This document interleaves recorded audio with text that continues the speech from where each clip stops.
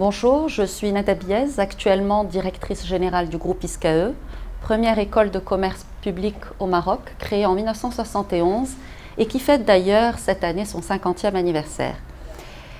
J'ai eu un parcours académique à 100% marocain, depuis le primaire jusqu'à mon 3e cycle à l'université Hassan II, après l'obtention de mon premier diplôme universitaire en finance à l'ISCAE.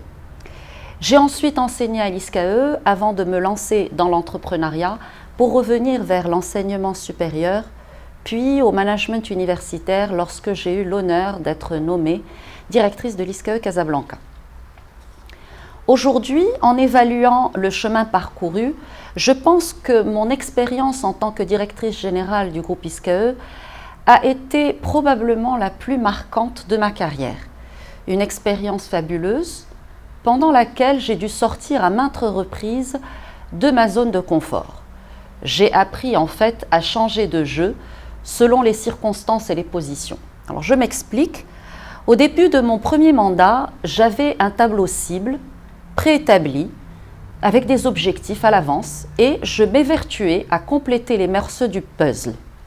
Or, après avoir épuisé les morceaux du puzzle et m'apercevant que certaines pièces manquaient, j'ai dû me convertir en joueuse de Lego. En effet, il a fallu ensuite composer de manière créative et inclusive avec les pièces de Lego à disposition et trouver une combinaison qui mettrait ou qui permettrait de maintenir un équilibre et une dynamique malgré les paradoxes et les tensions. Alors ces paradoxes ne sont pas de la théorie, ce sont des dilemmes récurrents que nous vivons au quotidien. Le long terme versus le court terme, le financier versus le social, le global versus le local, la compétition versus la coopération, la flexibilité versus la stabilité, l'individuel versus le collectif, les risques d'un management agile versus l'exigence de conformité, des objectifs stratégiques ambitieux avec des moyens et mesures d'accompagnement souvent limités. Et donc, il a fallu trouver à chaque fois un juste milieu entre deux attitudes, la séparation des rôles, des structures, des indicateurs, des agendas d'une part, et le partage de la vision, des informations, des réseaux, du travail collaboratif d'autre part. En fait, il a fallu apprendre à gérer les paradoxes et il a aussi fallu adopter un style adapté de leadership. Un leadership que j'appellerais, que je qualifierais de leadership par la négociation.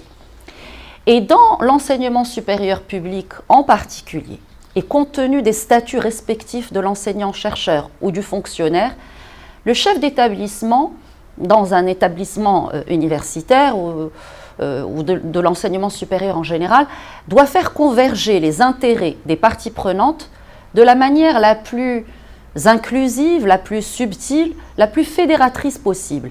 Parce que l'adhésion à un projet commun nécessite un effort soutenu d'écoute, de communication et d'implication.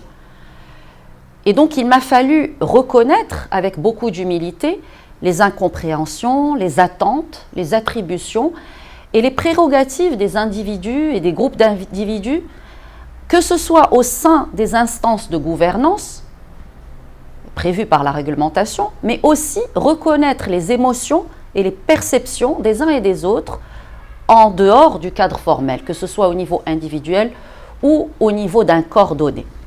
Et aujourd'hui, avec du recul, je m'aperçois que finalement ces paradoxes font non seulement partie des règles du jeu pour le manager, mais aussi une opportunité pour se poser les bonnes questions. En l'occurrence, celle du sens à donner à ma mission de directrice, de femme manager, la mission du professeur, de l'ISCAE en tant qu'institution de référence. Et donc, à ce stade, je suis personnellement encore et toujours curieuse de comprendre davantage, passionnée par un établissement à qui je dois ma formation initiale. Je suis donc toujours engagée à contribuer à ce beau récit de l'ISCAE, un récit qui, selon moi, doit englober l'espace et le temps, dépasser l'horizon de son public direct actuel, le récit de l'ISCAE comme celui de tout corps dynamique, comme le mien, restera ouvert dans un environnement qui nous dépasse, un environnement dont le récit est incomplet, insaisissable, inconnu, mais néanmoins avec une constance, c'est le changement permanent.